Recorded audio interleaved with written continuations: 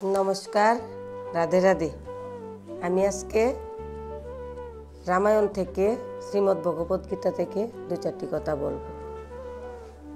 ताहले देखें सेई शास्त्रेते आमरा कि देखेछि जे ज्ञानी और अज्ञानी दुटी पाठই भगवान देखिए गेছেন। সেই দুটি পাঠ আমরা দেখেছি। তাহলে কিভাবে দেখেছি? ভগবান বলে গেছেন যে তুলসীদাস রামায়ণের মধ্যে বলে গেছেন যে নির্মল মন জন ওহি মুজে যান। তাহলে আমাদের মন কিভাবে নির্মল হবে? আমাদের মন নির্মল হতে হলে আমাদের সৎসঙ্গ লাগবে, সদ্গুরু লাগবে। সদ্গুরুর কারণে আমাদের মন নির্মল হবে। সেই কাহিনী আমরা কোথায় দেখেছি? রামায়ণের মধ্যে সবুরীকে দেখেছি। সবুরী কি ছিল? ওনার মন ছিল কি একদম নির্মল ছিল। ওনার মনের মধ্যে কোনো পাপ ছিল না। কারণ ওনার মন উনি কিভাবে নির্মল বানিয়েছেন? ওনার জীবনে উনি সদ্গুরু পেয়েছেন। মাতঙ্গ ঋষি, সেই মাতঙ্গ ঋষি ওনার জীবনে সদ্গুরু ছিল। তারপরে উনি কি করেছেন? ওনার জীবনে রাস্তা, ওনার জীবনের যে ভালো সংস্কার উনি সেখান থেকে শিখিয়েছেন। তার ফলে আমরা কি দেখেছি? যে আমরার মনের মধ্যে যদি আমরা মন নির্মল বানাতে হয় তাহলে সবুরীকে দেখে আমরার মন আমরা নির্মল বানাতে পারবো। তাহলে দেখেন সেই সবুরী ছিল কি আর রাবণ ছিল কি? রাবণও তো একজন আত্মজ্ঞানী ছিল, উনিও তো শিবের ভক্ত ছিলেন।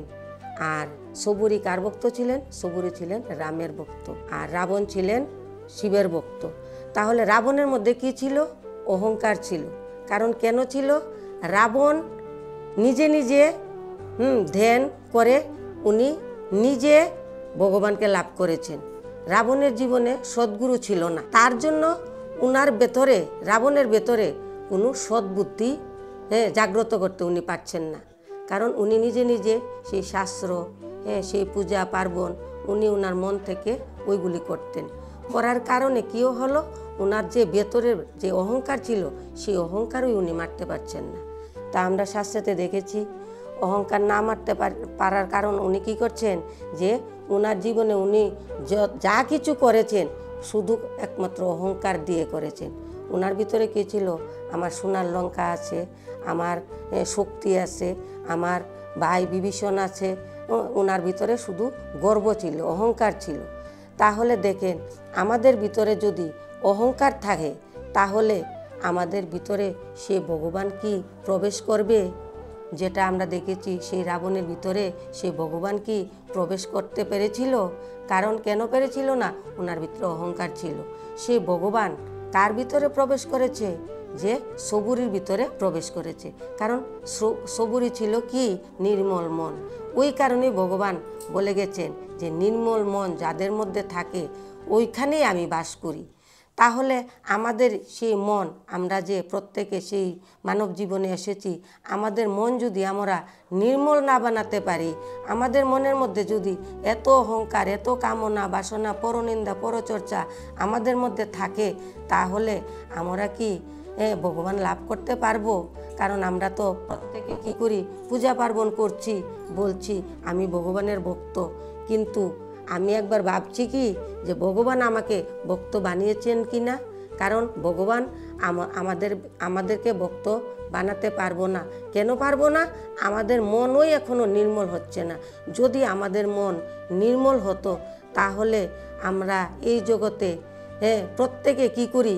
পরনিন্দা, পরের সমালোচনা, যে নাকি অন্যের দুঃখ দেখে দুঃখিত হবেন তার মনই নির্মল। যে নাকি অন্যের সুখ দেখে নিজেও সুখী হবেন তার মনও নির্মল। কারণ ভগবান এটাই শাস্ত্রেতে দেখিয়ে গেছেন। সবুরী কী করছেন? সবুরীর জীবনে অন্যর দুঃখেই দুঃখী ছিলেন, অন্যের সুখেই উনিও সুখী ছিলেন। তাহলে আমরা শাস্ত্র যে ভগবান দেখিয়ে গেছেন বা দিয়ে গেছেন আমাদেরকে, সেই শাস্ত্র থেকে আমরা কি শিখেছি, আমরা কি বুঝেছি? কিন্তু আমরা ভালো কোনটা ওইটা শিখিনি। আমরা কি শিখেছি? যে অন্যের সুখ দেখলে আমরা কি করি? আমরা হিংসা করে মরি। অন্যের দুঃখ দেখলে আমরা কি করি? আনন্দ পেয়ে থাকি, কারণ এতে ভগবান সন্তুষ্ট হন না। ভগবান কিভাবে সন্তুষ্ট হন? যে ব্যক্তি নাকি যে ব্যক্তি বলতে আমাদের পরের দুঃখেতে আমরা দুঃখিত হয়ে থাকি, সেই মনের মধ্যেই ভগবান এসে প্রবেশ করেন। ওই যে ভগবান বলেছেন না, নির্মল মন। তাহলে সেই ভাবনাটা কার ভিতরে আসবে? যার মন নাকি নির্মল, অর্থাৎ শুদ্ধ পবিত্র মন। ওই ব্যক্তির মনের মধ্যেই অন্য কারুর সুখে দুঃখে সবটাই উনি মেনে নেবেন। সুখটাকেও আনন্দ পাবেন, দুঃখটাকেও দুঃখ বলে মেনে নেবেন। আর আমরা কি করছি? সেই ভাবনাটা আমাদের ভিতরে নাই। আমাদের ভিতরে কি রয়েছে? হিংসা রয়েছে, ক্রোধ রয়েছে। কামনা বাসনা পূর্ণ করবার জন্য আমরা আরও মানুষের সঙ্গে কি করি? সেই ছল ছাতুরি মানুষেরকে ঠকিয়ে নিজের বুক বিলাসের জন্য আমরা যদি বুক বিলাস পূর্ণ করতে পারি, তাহলে আমরা মনে করি এতেই আমরা সুখী। কিন্তু ভগবান এতে সুখী বলছে না। তার জন্য আমরা জীবনে কি হচ্ছে? আমাদের জীবনে আমরা সুখ খুঁজে পাচ্ছি না। এত পুজো দিচ্ছি, মন্দিরে যাচ্ছি, কত কত কিছু করছি, কিন্তু আমাদের জীবনে সুখ আমরা খুঁজে পাচ্ছি না। কেন পাচ্ছি না? কারণ আমাদের জীবন থেকে যতদিন পর্যন্ত আমরা পরনিন্দা, পরচর্চা, পরের সমালোচনা ওইগুলি আমরা জীবন থেকে বন্ধ না করতে পারবো, ততদিন আমাদের মন নির্মলও হবে না, আর আমাদের মনের মধ্যে ভগবান প্রবেশও করবে না। তাই আমরা যদি মনে করে থাকি যে পুজো দিচ্ছি, পুজো দেওয়ার পরে আমরা ভগবান পেয়ে যাব, তাহলে এটা আমাদের জীবনে সবচেয়ে বড় ভুল। ভগবানকে পেতে হলে আমাদের সেই মনকে আগে পবিত্র বানাতে হবে। আর সেই মনকে পবিত্র বানাতে হলে আমাদের সত্য জায়গা খুঁজে বের করতে হবে। সেই সত্য জায়গা যদি আমাদের জীবনে না পাই, তাহলে আমরা সেই মনের মধ্যে সত্য ভাবনা আসবে না। তা আমরা তো সেই সত্য জায়গাতে যাই, মন্দিরে যাই। মন্দির কি জায়গা? মন্দির তো সত্য জায়গা। কিন্তু মন্দিরে সত্য জায়গাতে যাই, কিন্তু সেই সত্য জায়গাতে গিয়ে তো আমাদেরকে সেই জীবনটা যে কিভাবে চললে সত্য হবে, কি কর্ম করলে সত্য হবে, কি কর্ম করলে সেই মনটা শান্তি পাবে, কীভাবে চললে যে আমাদের মনটা পবিত্র হবে, সেই রাস্তাই আমরা খুঁজে পাচ্ছি না। তাই সেই রাস্তা খুঁজে পেতে হলে আমাদের জীবনে সত্য জায়গা লাগবে। আর সেই সত্য জায়গা খুঁজে বার করতে হলে আমাদের জীবনে সদ্গুরু লাগবে, কারণ এছাড়া আমাদের জীবনে কোনো উপায় নেই। তাহলে কি হয়েছে? ওই রাবণের মতো আমাদের অবস্থা হবে। রাবণও তো কী ছিল? আত্মজ্ঞানী তো ছিল উনি। ওনার ভিতরে কি ছিল? সেই ভগবানের পুজো করার পরেও ওনার ভিতরে অহংকার ছিল। সেই অহংকারে কি হলো? ওনার লাস্ট অবধি ওনার মৃত্যু হলো। এই সোনার লঙ্কা, এত সম্পত্তি ধন ওনার কাছে ছিল, কিন্তু উনি এক সময় কি হলো? সেই সব কিছু ফেলে ওনাকে মরতে হলো। তাহলে আমরা তো সেটা এই কাহিনীটা দিয়ে কি বুঝিয়েছে আমাদেরকে? যে আমাদের জীবনেও আমরা সেই রাবণের মতো যদি উপর দিয়ে ভগবান ভগবান বলি, আর মনের ভিতরে যদি সেই হিংসা ক্রোধ রাখি, মানুষের সঙ্গে সেই ভাবনা নিয়ে চলি, পরকে ঠকিয়ে, পরকে মাথায় বাড়ি দিয়ে যদি আমরা নিজের বুক বিলাসের জন্য আমরা ওই কর্মগুলি করি, তাহলে কি হবে? ওই রাবণের মতো সব কিছু সোনার লঙ্কা আমাদের কাছে পড়ে রইবে, আমরা একদিন চলে যেতে হবে। কারণ ওইগুলি আর আমরা বুক করতে পারবো না। সেই অহংকারের কাহিনীটা রাবণকে কেন দেখিয়েছে? যেন আমরা রাবণকে দেখে যেন আমরা জীবনটাকে আমরা শুধরাতে পারি। আর সবরীকে দিয়ে এই কাহিনীটা কেন দেখিয়ে গেছে? যে সবরীর মন নির্মল ছিল বলে উনি কি করেছেন? আমরা দেখেছি উনার জীবনে মাতঙ্গ ঋষি যে ছিল, সেই মাতঙ্গ ঋষি আর সবরীর জীবনে যখন অন্য অন্য সন্তরা বলতেন যে তারা দুজনের মধ্যে একটা সম্পর্ক ছিল, তখন সেই মাতঙ্গ ঋষি ওই কথা শোনার পরে কি বলল সবরীকে? যে সবরী, তুমি এখানে থাকো, আমি এবার চলে যাই, কারণ আমি এখানে থাকলে তোমার জীবনে আমার জীবনের যে কলঙ্ক ওইটা মিটবে না। তখন সবরী কি বলল? যে প্রভু, আপনি যদি চলে যান তাহলে আমি কি করব? তখন মাতঙ্গ ঋষি কী বলল? যে সবরী, আমি চলে যাই, দেখো তোমার যেই মন, তুমি একদিন না একদিন ভগবান সেই রামের দেখা তুমি দর্শন তুমি করতে পারবে, কারণ তোমার মনের মধ্যে সেই মন তোমার কোমল, সেই মন তোমার পবিত্র। ভগবান চায় তোমার এই ধরনের মন, যে মন পবিত্র কোমল যার থাকে সেই মনে তাকেই ভগবান এসে দর্শন দেয়। তাহলে তুমি নিশ্চিন্তে এখানে সেই রামের ভাবনা নিয়ে তুমি চলতে থাকো, মনের কামনা বাসনা দূর করে তুমি প্রভুর শরণাগত থাকো। দেখবে একদিন তোমার কাছে ভগবান রাম এসে ঠিক দেখা দেবে। তাই সেই মাতঙ্গ ঋষির কথা শুনে সবুরি কি করলো, উনি একদিন না, এক মাস না, এক বৎসর না, এইভাবে দিনের পর দিন উনি 80 বৎসর কাটিয়ে ফেললেন সেই রাম প্রভুকে পাবার জন্য। প্রত্যেক দিন উনি কী করেছেন, সেই রাস্তা প্রভু আসবে বলে বাগিচার থেকে ফুল এনে এত সুন্দর করে রাস্তা সাজিয়ে রাখতো। ভগবান রাম আসবে, রাম আসবে।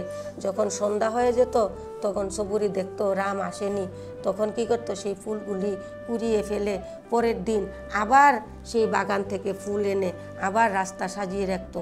এই ভাবনা নিয়ে উনি 80টা বৎসর পার করে দিলেন। প্রভু আসবে, প্রভু আসবে বলে ওনার মধ্যে একটি বল ছিল যে আমার দরজায় প্রভু আসবে, কারণ আমার গুরু আমাকে বলে গেছেন যে আমার কাছে প্রভু আসবে। ওই ভাবনাটা ওনার মধ্যে রেখেছেন, ওই শক্তিটা ওনার অন্তরে রেখেছেন। তাহলে দেখেন আমাদের মনের মধ্যে সেই সবুরির ওই কাহিনীটি দিয়ে আমরা কি বুঝতে পারছি, যে আমাদের মনের মধ্যে যদি ভগবান কিভাবে আসবো ওই ভাবনাটা যদি জোর দিয়ে আমাদের মনের মধ্যে রাখি প্রত্যেক দিন, যে ভগবান আমরা একদিন দর্শন করতে পারবো, ভগবান একদিন আমাদেরকে দেখা দেব, সেই ভাবনাটা রাখতে হবে। কখন আমাদের মনের ওই কামনা বাসনা হিংসা নিন্দা ওইগুলি ছেড়ে যখন আমরা প্রভুর শরণাগত থাকবো, তখন প্রভু নিশ্চয়ই দেখবে যে আমার ওই বাচ্চা আমার জন্য এত দিনের পর দিন, বৎসরের পর বৎসর অপেক্ষা করছে না, আমি ওই বাচ্চার সঙ্গে, আমার ওই ভক্তর সঙ্গে গিয়ে আমি দর্শন দিই। তাহলে ভগবান একদিন আমাদের কাছে এসে ঠিক দর্শন দেবেন। কিন্তু আমরা তো সেই ভাবনা মনে রাখছি না। আমরা কি করছি, দেখা দেখি পুজো করছি, অমুকে পুজো করছে, ওই দিদি পুজো করছে, ওই দাদা পুজো করছে, আমিও পুজো করি, তাহলে মনে হয় আমি ভগবান পেয়ে যাব।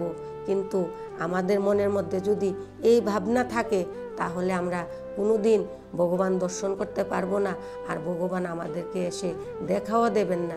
কারণ আমাদের মন পবিত্র করতে হবে, তারপরই ভগবান এসে আমাদেরকে দেখা দেবেন। তার জন্যই ওই শ্লোকটা বলে গেছেন তুলসীদাস, যে নির্মল মন জন ওহি মুঝে জানা। আমাদের মন নির্মল না হলে আমরা ভগবানকে দর্শন করতে পারবো না, এবং ভগবানও আমাদেরকে দর্শন দেবেন না।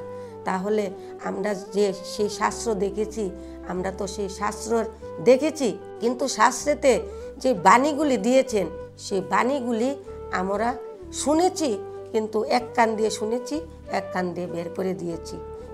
তার জন্যই আমাদের জীবনে এত দুঃখ, এত কষ্ট, এত অশান্তি। আর দোষারোপ করি ভগবানকে, ভগবান তুমি অন্ধ। ভগবান অন্ধ নয়। ভগবানকে পেতে হলে, আমাদের জীবনে সুখ আনতে হলে, আমাদের জীবনে শান্তি আনতে হলে আমাদের ওই যে নির্মল মন বানাতে হবে। আমাদের মন যতক্ষণ পবিত্র না বানাবো ততক্ষণ ভগবান আমাদেরকে দর্শন দেবে না, আর আমরাও সেই ভগবানকে দর্শন দিতে পারবো না। এই কথা বলে আজকে রাখলাম। আজ এতটুকুই। রাধে রাধে, নমস্কার। সবাই ভালো থাকবেন।